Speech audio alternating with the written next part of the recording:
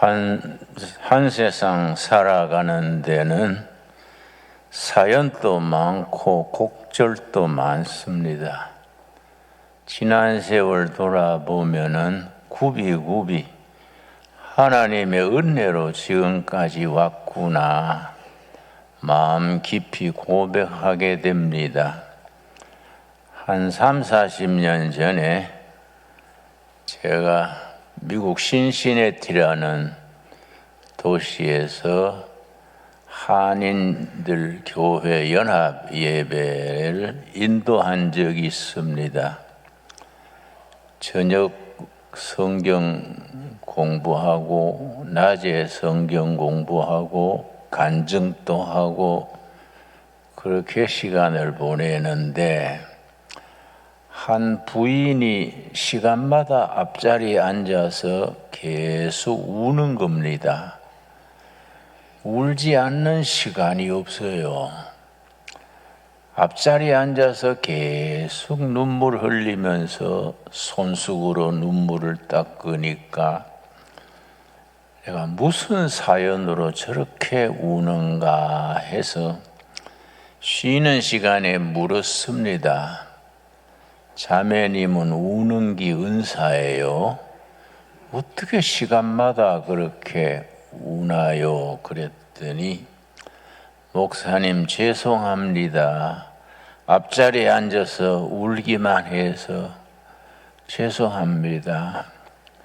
목사님 얼굴 보니까 눈물 나서 얼굴 안 봐야지 하고 눈 감고 있으면 목사님 음성만 들어도 또 눈물이 납니다. 그래서 무슨 험한 세월 지내온 사연이 있는 모양이지요. 그랬더니 목사님 괜찮으시면 우리 집에 점심 식사에 초대해도 되겠습니까? 그러길래 예, 본교회 목사님하고 의논해서 시간을 잡으세요.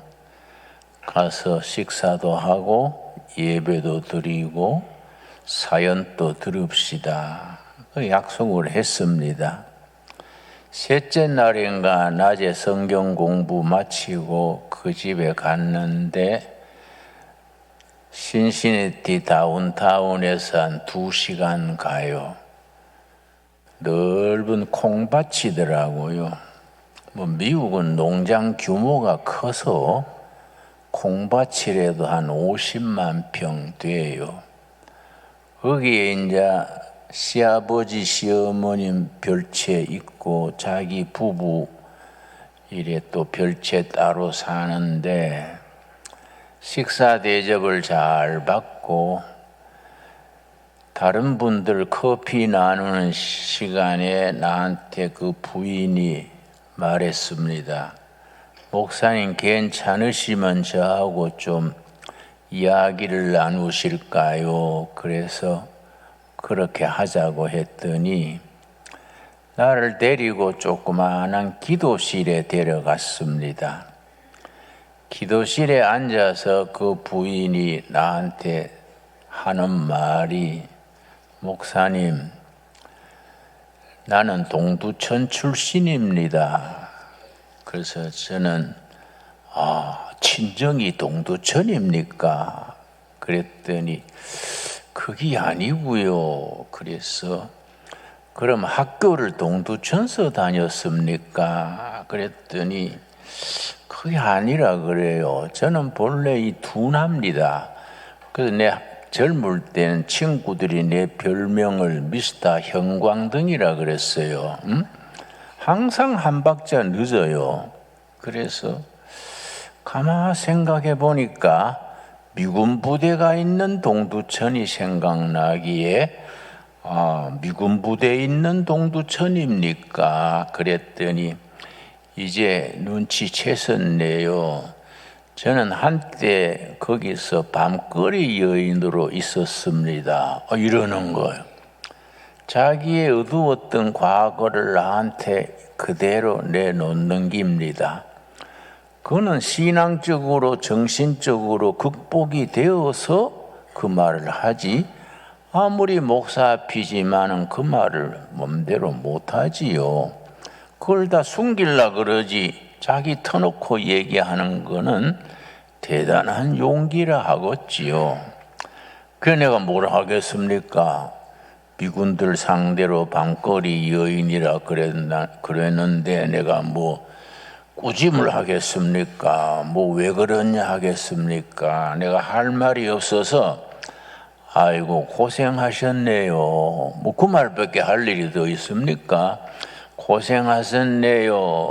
그랬더니 울면서 자기 얘기하는 거예요.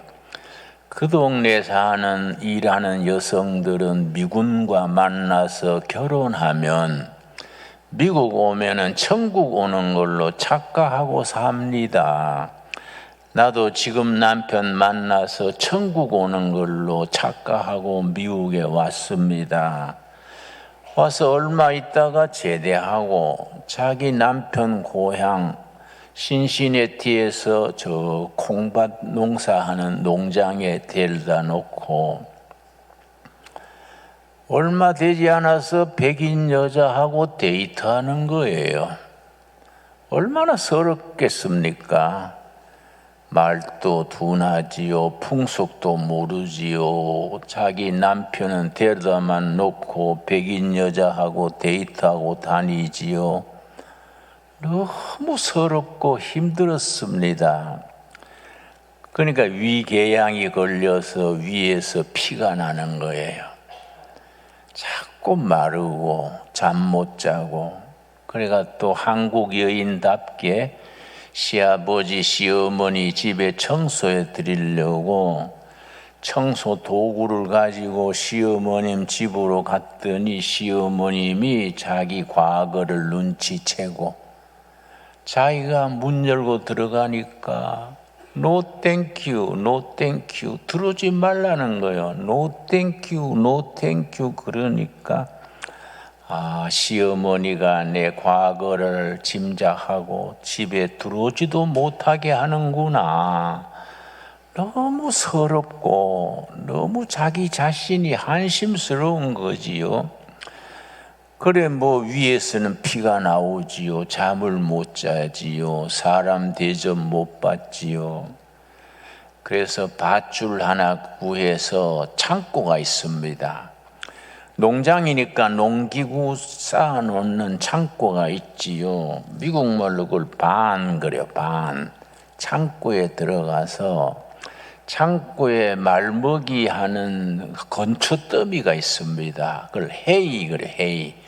헤이 건초더미에 일어서 거기에 올라서서 전정대들보에 밧줄을 걸었습니다. 밧줄을 걸고서 목을 매려고 하는데 이 건초더미가 둥그러니까 흔들리지요. 그거 서서 멜라니까 건초더미가 흔들흔들하니까 밧줄을 진 채로만 넘어서서 땅바닥에 꼬꾸라졌습니다.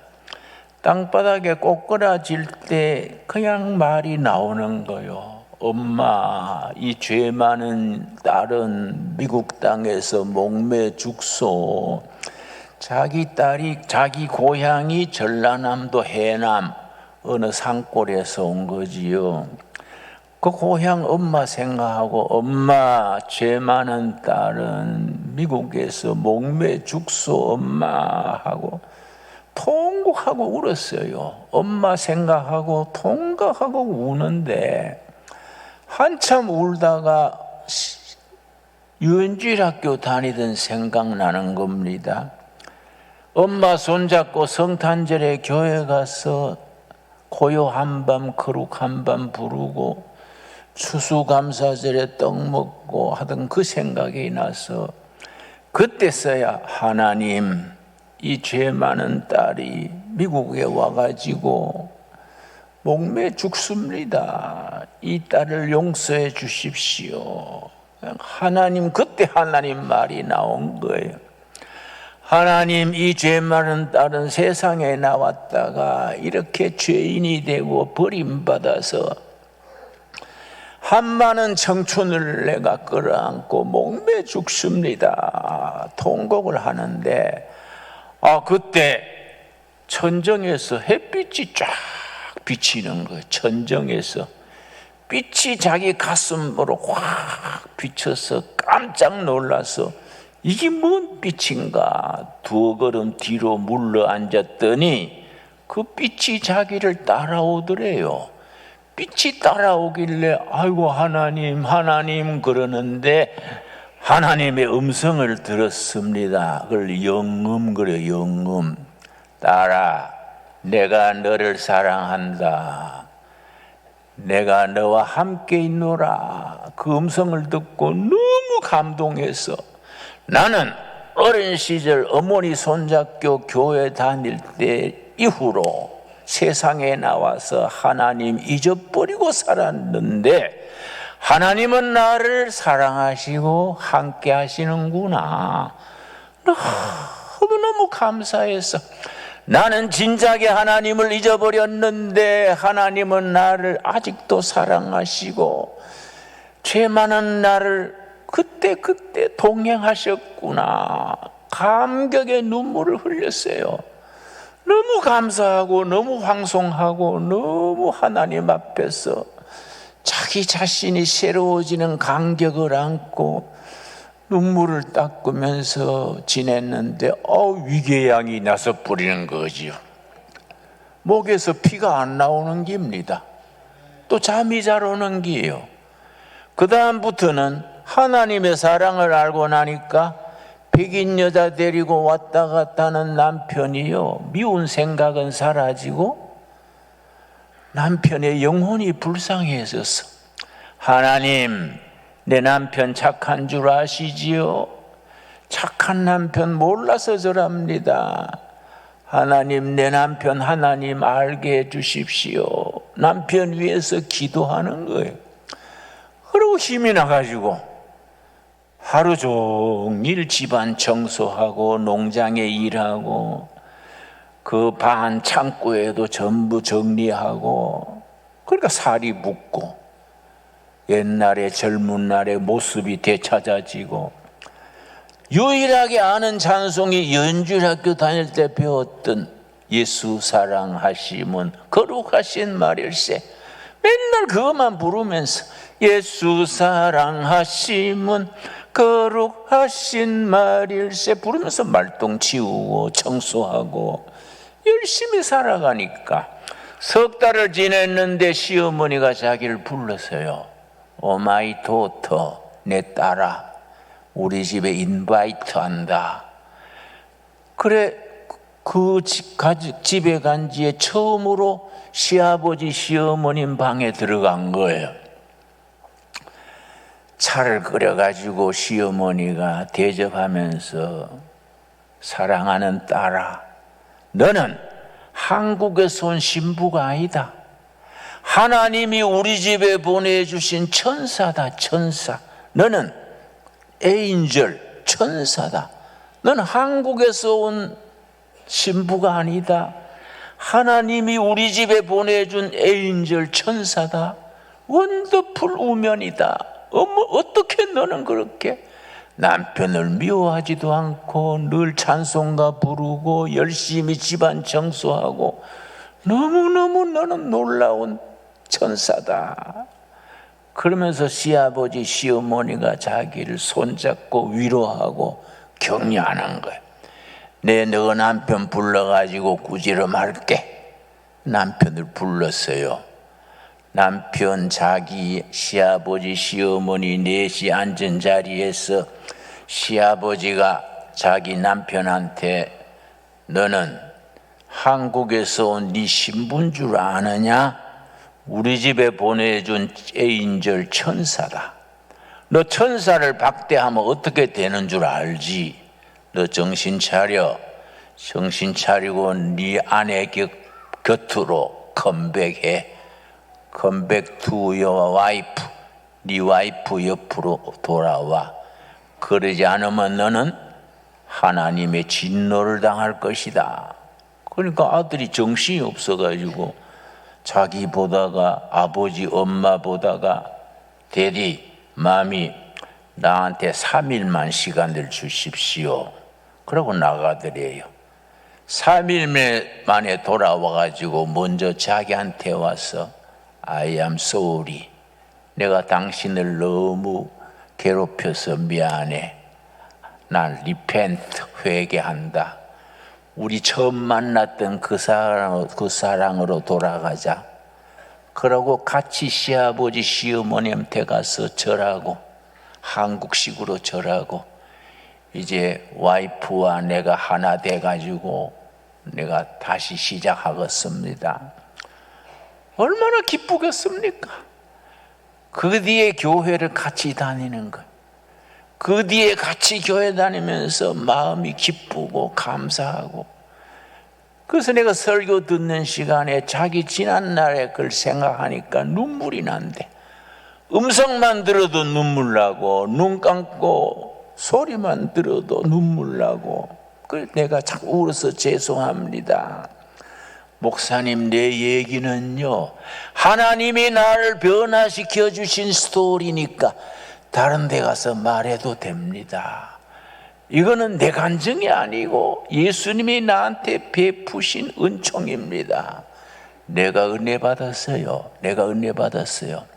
내가 사노라면 힘들 때, 어려울 때, 그때 그 아주머니 생각합니다. 그때 아주머니가 내 손잡고 눈물 흘리던 그 눈물의 위로를 받습니다. 여러분, 개인만 그렇습니까? 나라도, 교회도 하나님의 은혜 속에서 새로워지는 역사, 변화되는 역사, 그게 성령의 역사입니다. 여러분, 우리 이승만 대통령 아시지요?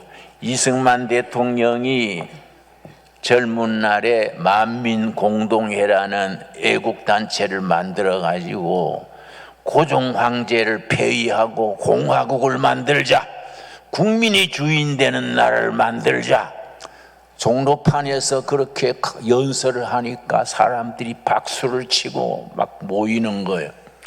고종 황제가 저 친구 안 되겠다, 저 친구를 없애야겠다. 그래가지고 전국의 보부상을 모아가지고 저 이승만이란 작자와 동지들을 없애라, 죽여도 좋다. 황제가 지시를 했습니다. 전국에 모인 보부상, 경상도 보부상, 충청도 보부상, 강원도 보부상들이 모여가지고 이 청년 이승만이 민주사회를 만들자, 고종을 폐위하고 새 시대를 만들자 하는데 보부상들이 방망이를 들고 무조건 치는 거예요. 자, 친구들 몇 사람이 그 자리에서 즉사했어요. 이승만이 발차기를 잘했습니다. 발로 몇 명 쓰러뜨리고 도망을 가는데 그때 누군가가 부드러운 손으로 자기를 잡았어요. 부드러운 손으로 자기 손을 잡고서는 그 길로 가지 말아라, 보부상이 오는 반대쪽으로 가거라. 음성을 들었는데 보니까 아무도 없어요. 아무도 없는데 부드러운 손길이 자기를 잡아주고서는 그리 가면 죽는다, 보부상들 쪽으로 가라. 돌아보니까 아무도 없는 거예요.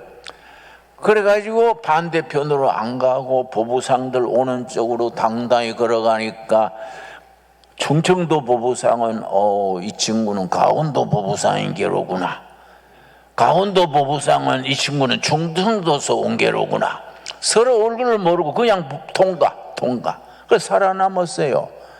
일이 끝난 뒤에 친구가 며칠 그 자리에서 즉사하고 했는데 이승만이 없는 거예요. 죽은 줄 알고 이승만 장례식을 어떻게 하느냐, 시체도 없는데 장례식을 의논하고 있는데 그때 이승만이 나타난 거예요. 이거 니 안 죽었냐? 그래, 내가 이상해. 어떤 손길이 나를 손을 끌면서 그리 가지 말라 해서 돌아보니까 아무도 없더라. 그래서 이승만이 쓴 책이 있습니다. 감옥에 있으면서 쓴 책입니다. 독립정신.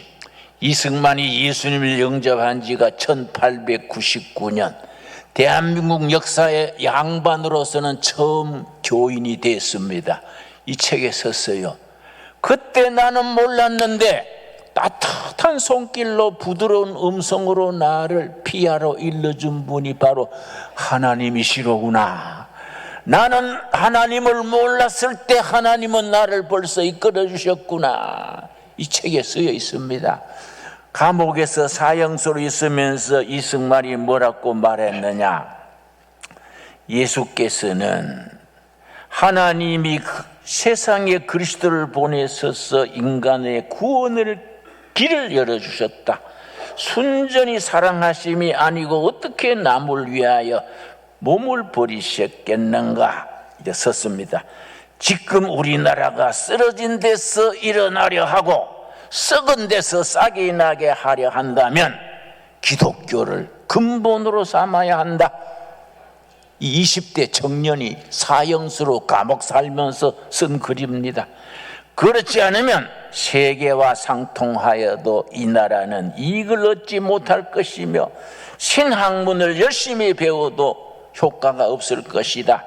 마땅히 우리는 기독교를 모든 일의 근원으로 삼아 각각 나의 몸을 잊어버리고 남을 위하여 결례를 위하여 일하는 사람이 되고 나라를 한 마음으로 받들어 영국, 미국 같은 나라가 되도록 최선을 다해야 된다. 여러분, 내가 사형당할지라도 천국에서 다 같이 만납시다. 이승만이 청년 시절에 쓴 책입니다. 여러분, 우리 성각자들이 어떤 신앙을 가졌느냐? 이거는 김구 선생의 책입니다. 김구 전집을 내가 집에 갖고 있는데 김구 선생의 글을 내가 한 구절 읽겠습니다. 김구가 사형수로서 한성 감옥에 갇혀 있을 때에 어머니와 아내가 때를 따라서 이제 면회를 왔습니다. 그때 어머니께서 면회 오실 때마다 오셔서 하시는 말씀이 내가 자주 오지 못할지라도 너는 하나님의 말씀을 잊지 말고 있어야 한다. 김구 선생의 어머니가 한 말입니다. 그리고 내가 너를 위로해 주지 못할지라도 하나님께서 너를 위하여 위로해 주시고 기도하여 줄 줄로 믿어라. 그러고 끝에 썼습니다. 끝으로 한 가지 더 말씀드리고자 하는 것은 어떻게 해서 이 나라를 망하지 않는 나라를 건설하겠습니까? 이 나라를 성경 말씀에 의지해서 3천만 동포가 살아야만 될 것입니다. 김구 선생의 얘기입니다.